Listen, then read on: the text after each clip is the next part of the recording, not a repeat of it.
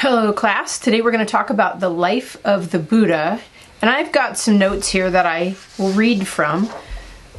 Buddhism, remember, is coming out of the context of Hinduism. Remember, Hinduism, we have this goal of moksha, release from the cycle of reincarnation. So just to back up a minute, remember Hinduism is the view that all that exists is one, and this one is spirit, and it's all is one, either with parts or without parts. And our goal is to find ourselves in the one. Okay, so Buddhism, also I should remind you the karma, ashrama, dharma system. So you have your stage of life, the goal of that stage of life, and caste system. So Buddhism is really going to question that caste system and Vedic religion. Remember the Vedas, particularly the Upanishads, and the teaching that comes out of the Upanishads about the self. So Buddhism is going to be centered around the story of the life of the Buddha. So that's what I want to tell you about today, the story of the life of the Buddha. So Gautama Siddhartha, the Buddha, lives from 563 to 483 before Common Era, and he was the son of a king. He was of the Kshatriyas. Remember, he's Hindu. He's in the Kshatriya class, they're princes.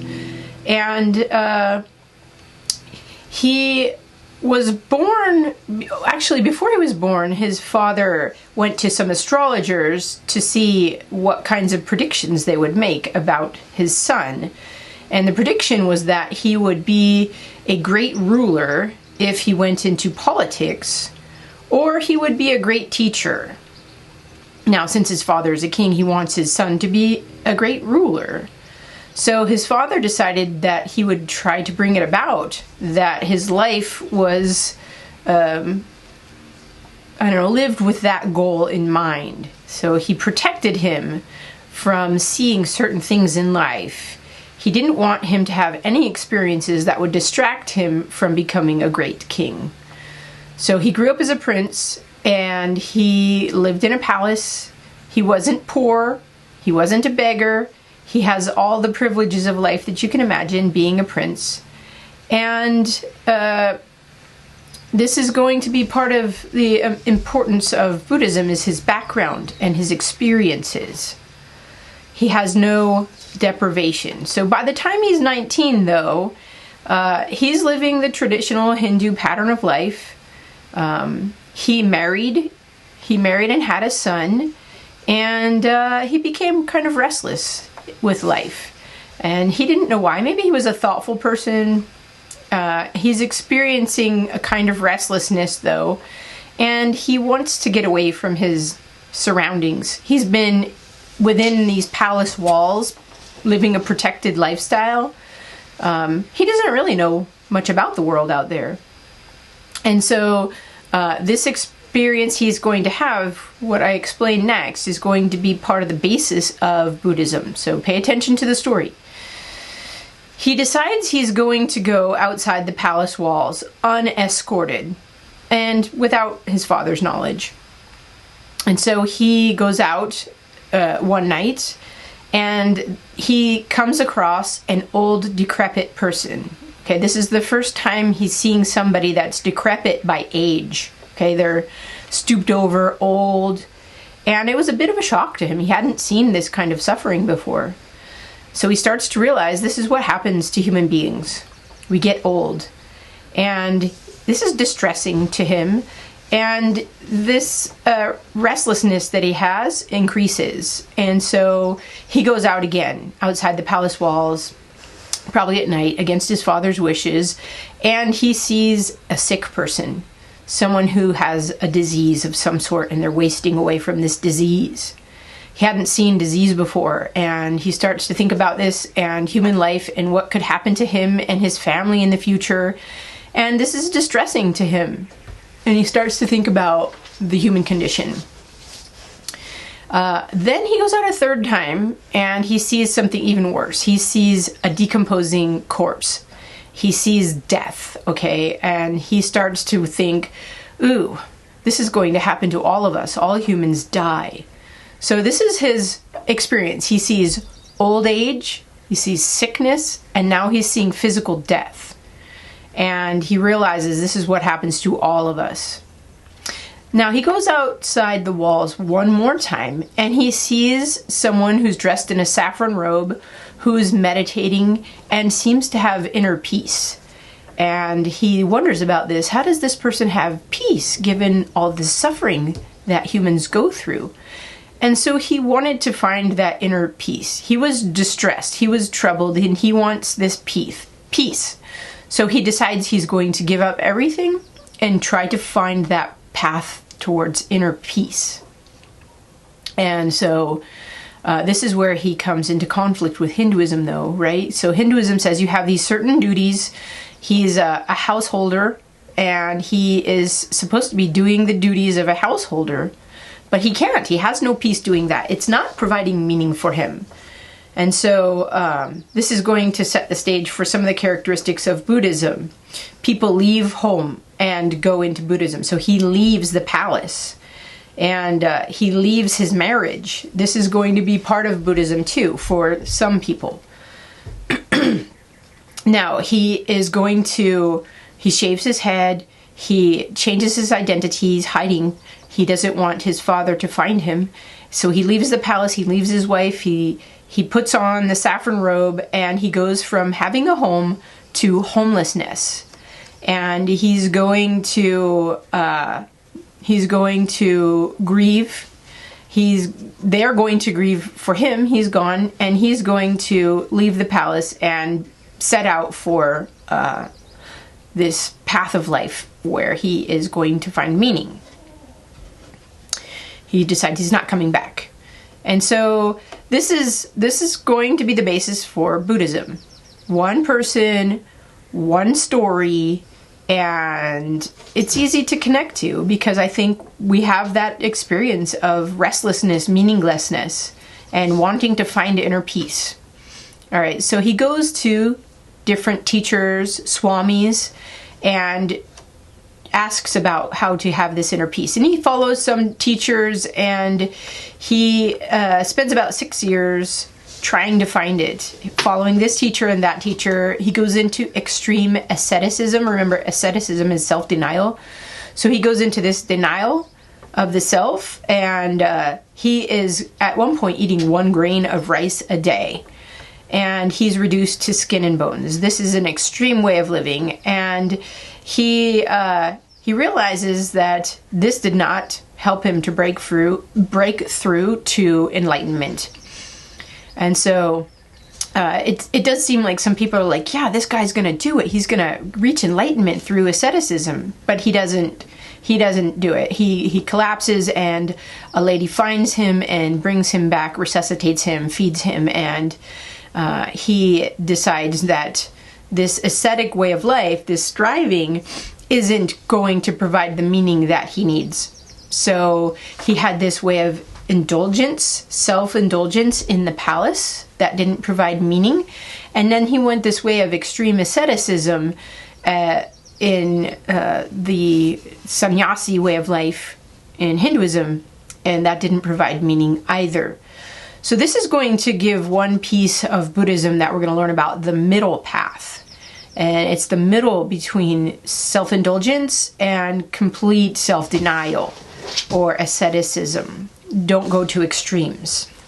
Okay, so he left home for homelessness. He tries fasting and asceticism. That doesn't work in providing meaning. And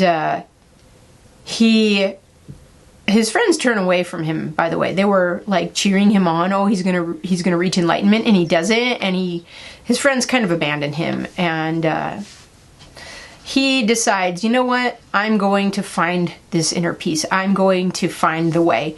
And he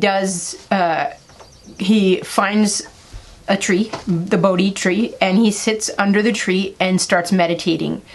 And he goes deeper and deeper into meditation, and he goes through this state of being where he starts to see the nature of things. And he sees the truth of all things. He sees the truth of all truths. He sees the Four Noble Truths. So the truth about reality. And through realizing these truths, he comes to nirvana. So I'm giving you some pieces that are going to be key pieces in the teaching of Buddhism that are coming from his experience. Okay, so after about 6 years, he reaches, after 6 years of leaving the palace, he reaches nirvana, a kind of enlightenment. And while he's striving for enlightenment, he goes through temptations. He's tempted by evil. These evil forces, Mara, this evil force, person, spirit, comes to him and tries to distract him from his striving.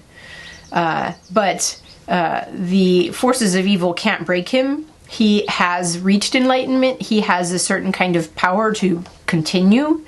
And so he's lived many, many lives. Remember, there is reincarnation in Buddhism. He's lived many, many lives. He's come to this point where he's reached this level where he is going to achieve enlightenment. So he fends off this temptation, Mara, and he comes to see the Four Noble Truths. Now, he at one point decides not to go into full nirvana. He should go into nirvana, he thinks, but he has compassion on other human beings. So he forgoes going into full nirvana and decides that he's going to be a teacher of others. So instead of going into nirvana and staying there, he comes back and he decides that he will be compassionate and communicate the Four Noble Truths to others, so that the rest of humanity can find this way of enlightenment as well. So after this, he preaches for about 46 years. From age 34 to age 80.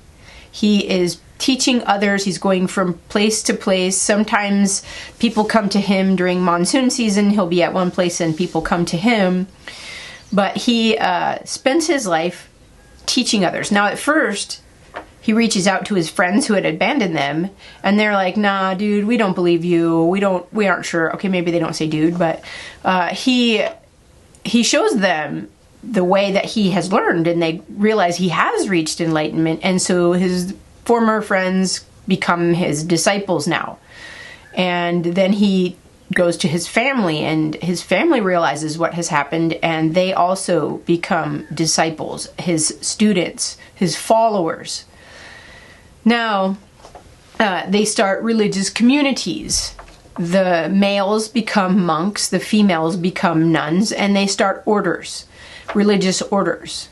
They are celibate at this time, and this is going to be a problem, because if everyone converts to Buddhism and is celibate, then how do you keep humanity going, right? So Buddhism will have to adjust to this problem. This is also one of the reasons Buddhism doesn't quite stick in India, where Hinduism was the dominant religion, because Hinduism still has this role for society and family life and the goal of being a householder and keeping society going. So Buddhism and Hinduism are going to differ in that respect. So this is one of the challenges both to Buddhism. They're going to have to adjust to this celibacy issue, and Hinduism is going to have to adjust to the appeal of Buddhism to young people. Hey, you can reach nirvana now, or even females, everyone in society. This is a universal religion, so Buddhism teaches you can have nirvana, and anybody can have nirvana. You don't have to be from a certain caste, and you can have it now. Okay. So Buddhism and Hinduism are very different, even though Buddhism is coming from within Hinduism. All right, what do we want to say? So these communities that are formed. they're called the Sangha, the community of followers of the Buddha. But the Buddha doesn't want them to follow him. He wants them to follow his teaching, his way of life. So he's pointing them to the path to nirvana, a way of life.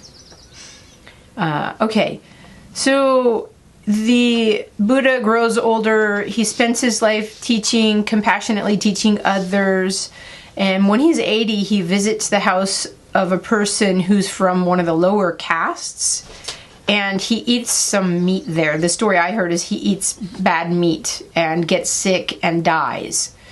Now, this shows that he's subject to the mortal process, that he's subject to death, physical death. But at the time of death, he enters into full nirvana. So now he is in nirvana, and others now will have to teach the path. So this is a kind of missionary religion where people go out and teach and gain followers and preach the religion. So now there will be others teaching. The person who gets partial nirvana but doesn't go into full nirvana is called a bodhisattva. So you can reach partial nirvana now and then, like Buddha, have full nirvana at your death. That person who chooses that path is called the bodhisattva, the enlightened teacher. Okay, so I think I'm going to pause here because now you have the story of the life of the Buddha. From this story, we can go on and put together some pieces about the teachings of Buddhism. All right, so today we learned about the life of the Buddha, his life in the palace, a life of pleasure, and how that didn't provide meaning. His ascetic way after he saw the four sights. He saw old age, sickness, physical death, and a person who was at peace. And then he pursued a path that he thought would provide meaning that didn't, in asceticism, giving up the desires of the body. And then he found the middle path, a middle path between pleasure, self-indulgence, and denial. And then we learned about his life after enlightenment, where he became a teacher, a compassionate teacher, and then his death at about age 80, and his going into full nirvana and commissioning others to teach his way. All right, I think we'll pause there, and next time we'll talk about the teachings of Buddhism that come out of the life of the Buddha. Okay.